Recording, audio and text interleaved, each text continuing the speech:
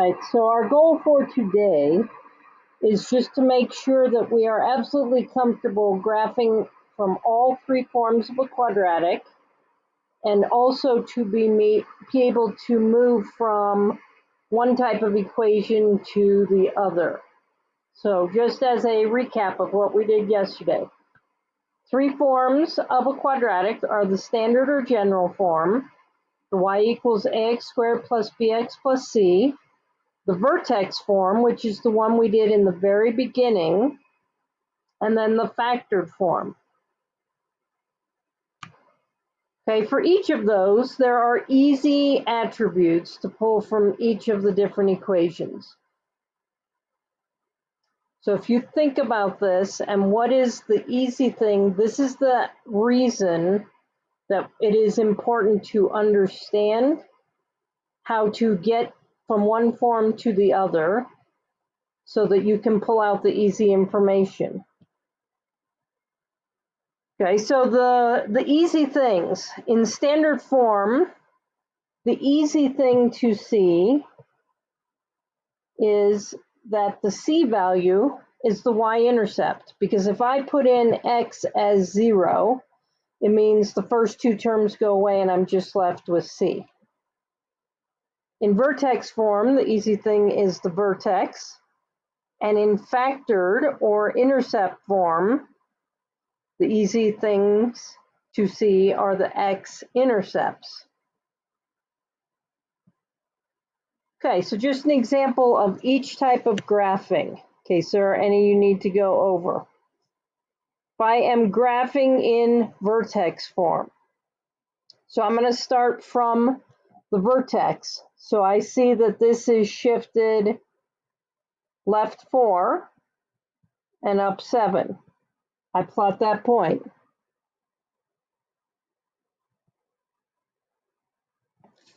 Then I use the A value. So I use this A value to see, number 1, there's a vertical reflection. So it's going to go like that. And it is also stretched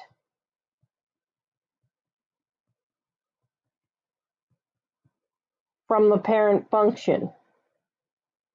So if I look at this on a graph, I know it's going to go down, and whatever I would have gone down in the y direction, I'm going to multiply that by 2. So if I go out 1, 1 squared is 1, so I should have gone down 1, but I multiply that by 2. Go down 2. If I go out 2, I should have gone down 4, but I multiply that by 2 and go down 8.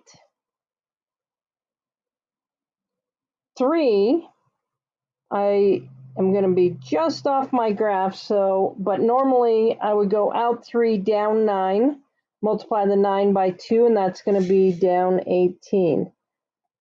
So I try and carefully draw this in, curved, and that's my graphing from vertex form. Okay, graphing from factored form.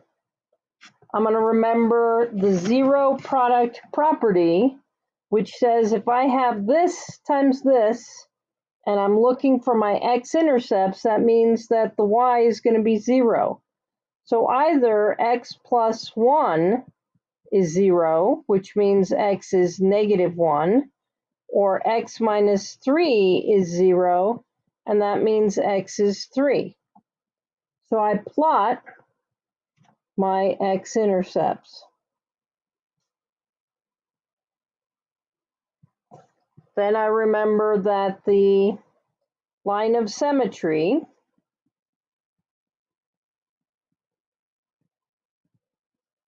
is halfway in between.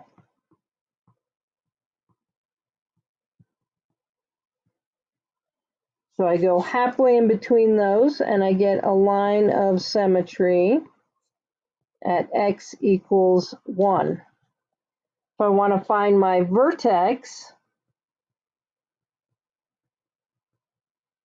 I'm going to, excuse me, plug that x value in. So I'm going to say f of 1 is going to be the opposite of 1 plus 1 and 1 minus 3. So I'm going to have the opposite of 2 times negative 2. So that's going to be 4. I'm going to come in here and plot that at 4. The other thing I can do is find the y-intercept. And the y-intercept is when x is 0. So I can do f of 0 and say the opposite of 0 plus 1, 0 minus 3, and get, what do I have, negative 3, negative 1, so positive 3. And then I could plot that in and understand that there's going to be a symmetric point on the other side of the line of symmetry. And that gives me enough. I can also see right now that because I have an a value of 1, the vertical drops are just the same as they would be in the parent function. So out 1, down 1, out 2, down 4. If I wanted some more points, I could go out 3, down 9, and put these 2 points. And then I would draw my graph in.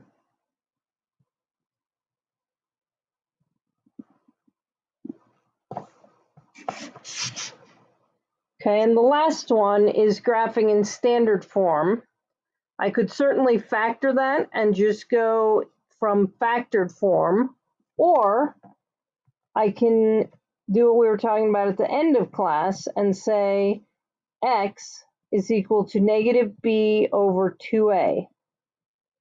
That's going to give us both the line of symmetry and the x value of our vertex. So if we look at this for this one, x equals the opposite of negative 4 over 2 times 4. So I'm going to get positive 4 over 8, and that's 1/2. No big deal. We can put that in, so I'm going to put my line of symmetry in here. So x equals 1/2. Okay, so now if I want to find my vertex, I'm going to say f of 1/2. I'm going to say 4 times 1/2 squared minus 4 times 1/2 minus 3. Okay, so 1/2 squared is 1/4 times 4 is just going to be 1. 4 over 2 is 2, so I'm subtracting 2, subtracting 3. So that's going to be negative 4. I'm going to come and drop that in here. Okay, then if I said the only other thing that standard form tells me pretty easily, or very easily, really easily, is the y-intercept. So the y-intercept is where x equals 0. So if x equals 0, that means that goes away, and I'm left with just negative 3. So now I'm going to plot that point, which gives me a symmetric point over here. Okay, and then I could either go to factored form to get x-intercepts, or just understand that when I have a 4 here, when I go out 1, I'm going to go up 4 on both sides. When I go out 2, normally I'd go up 4. Multiply that by 4, I'm going up 16, so that is actually off my graph, so I know it's going to stay real skinny here.